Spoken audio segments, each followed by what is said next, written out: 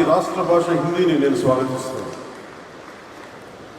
ద్రావిడ భాషలు కావచ్చు, తెలుగు, తమిళ్, కన్నడ, మలయాళం ఏ భాషలు కావచ్చు, దేశంలోని అన్ని భాషలు కావచ్చు, మన మాతృభాష మీద మన గౌరవం ఉంటుంది.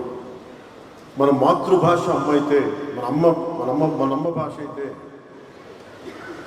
మన పెద్దమ్మ భాష హిందీ.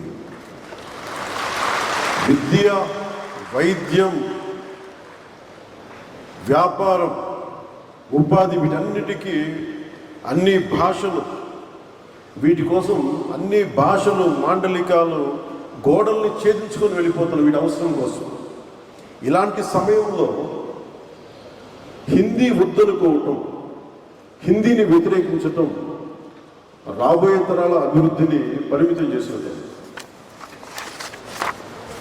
ఒకరితో కలవడం అంటే, మన హిందీని నేర్చుకోవడం అంటే మన ఉనికిని కోల్పోవడం కాదు, మనం మరింత బలం చేకూర్చుకున్నాం.